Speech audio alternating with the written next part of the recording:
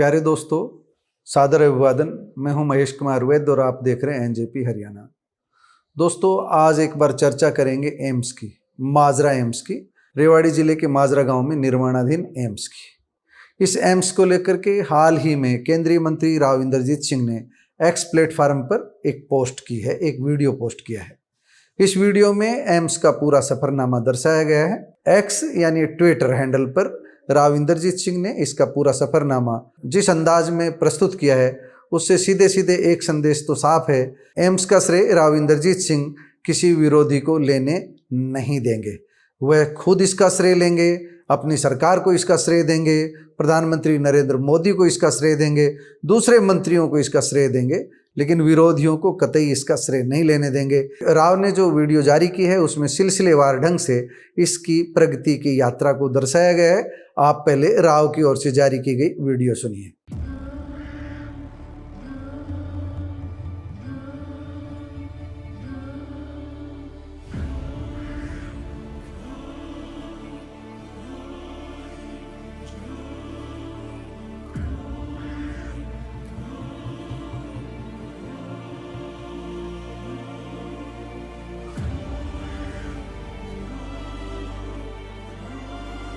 राज्य मंत्री स्वतंत्र प्रभार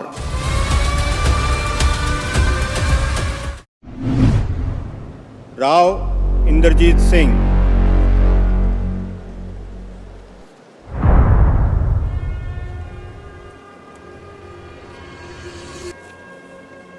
I, Indrajit Singh, do swear in the name of God कि मैं विधि द्वारा स्थापित भारत के संविधान के प्रति सच्ची श्रद्धा और निष्ठा रखूंगा।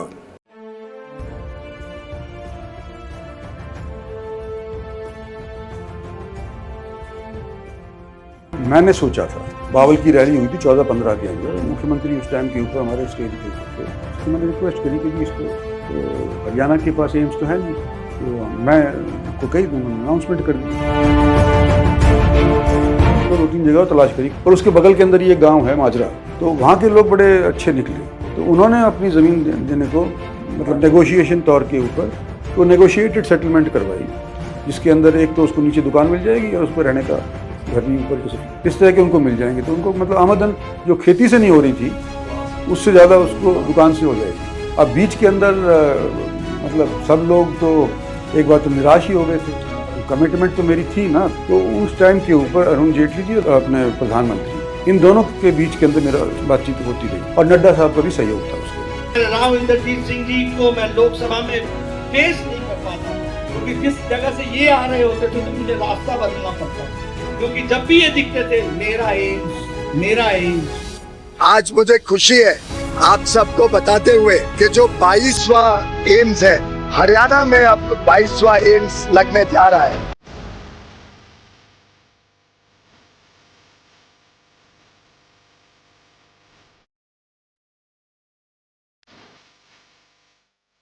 प्रधानमंत्री स्वास्थ्य सुरक्षा योजना के तहत स्वीकृत हुए 22 नए एम्स।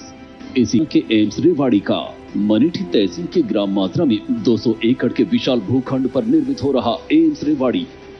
आज यहाँ एम्स के निर्माण की प्रक्रिया शुरू हो गई है।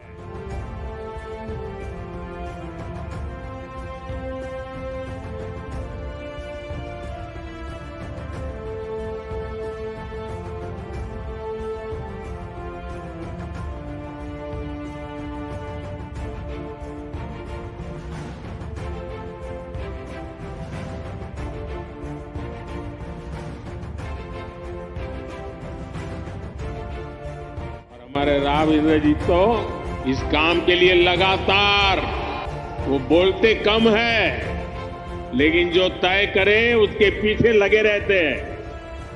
मेरा नाम जोगिंदर है, मैं माजरा गांव का स्थायी निवासी हूं और रेवाड़ी जिले के जो 22वां एम्स बन रहा है वो गांव माजरा भाड़की में बन रहा है, उसका श्रेय राव साहब इंद्रजीत को जाता है। मेरा नाम संदीप है, मैं कुंड का निवासी हूँ।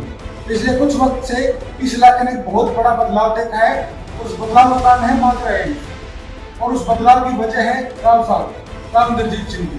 तो हमारे लिए तो बढ़िया ये कि भाई पास के पास में दक्षिण हरियाणा के रेवाड़ी में स्टार्ट हो रही है। हरिओम यादव गांव बांसगुदा से राविंदरजीत सिंह का तहे दिल से स्वागत करना चाहता हूं। उन्होंने हमारे एरिया को एम्स की बहुत बड़ी सौगात दी, जिसमें लोग अपना इलाज अच्छे से करा सकेंगे। तो इसलिए मैं राविंदरजीत सिंह को तहे दिल से धन्यवाद देना चाहता हूं।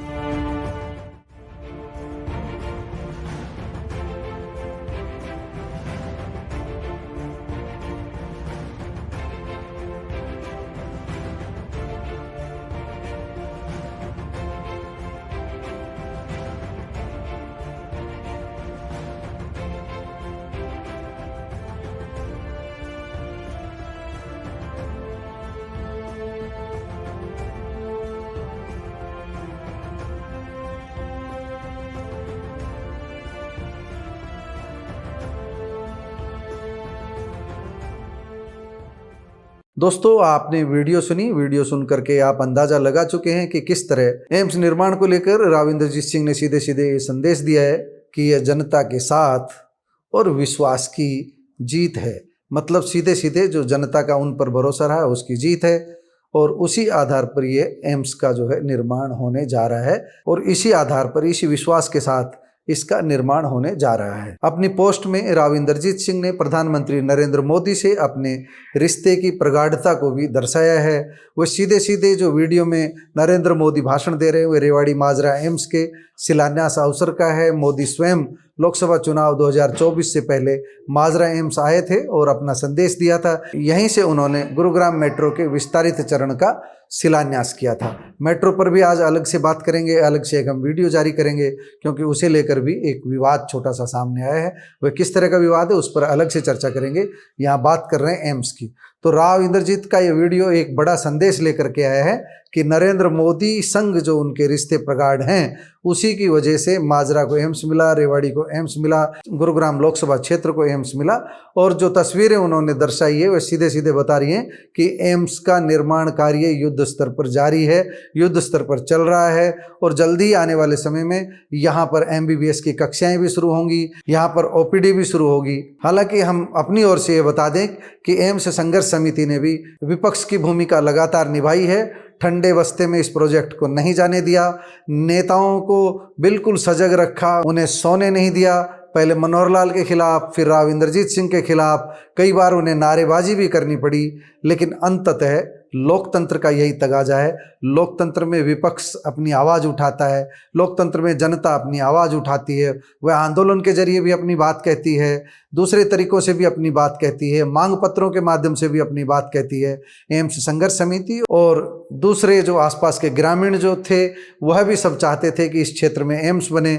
ये लंबी कहानी आप सभी जानते हैं, किस तरह मनेठी से माजरा में एम्स पहुंचा, किस तरह ग्रामीणों ने जमीन दी, बड़ा लंबा संघर्ष इसके लिए करना पड़ा। तो राविंदरजीत सिंह ने इस सफरनामे में जो दर्शाया है वह आपने देख ही लिया है कि राविंदरजीत जो कहना चाह रहे हैं वह भी आप समझ गए हैं। दो निष्कर्ष हैं सीधे सीधे कि प्रधानमंत्री नरेंद्र मोदी के संग उनकी जो प्रगाढ़ता रही, सरकार के मंत्रियों के साथ, केंद्र में बैठे मंत्रियों के साथ जो उनकी निकटता रही, उसी के बल पर माजरा एम्स हमें मिला है। दोस्तों, अब ये आप सभी जानते हैं, देर सवेर यहाँ OPD भी शुरू होनी है और यहाँ पर MBBS की कक्षाएं भी शुरू होनी है। निश्चित रूप से पूरे दक्षिण हरियाणा को और साथ लगते राजस्थान के क्षेत्रों को इसका बड़ा लाभ मिलेगा। कुछ दिन पहले एक फ्लाईओवर की समस्या भी मुख्यमंत्री नायब सिंह सैनी के सामने रखी थी राविंदरजीत सिंह ने। हालांकि 15 जून को जब ये समस्या रखी थी उस दिन मुख्यमंत्री नायब सैनी ने इसका जवाब नहीं दिया, लेकिन बाद में स्वास्थ्य मंत्री आरती सिंह राव इसकी पैरवी के लिए चंडीगढ़ में मुख्यमंत्री से मिली और उन्होंने ही ये सूचना दी कि मुख्यमंत्री ने फ्लाईओवर की बात मान ली है।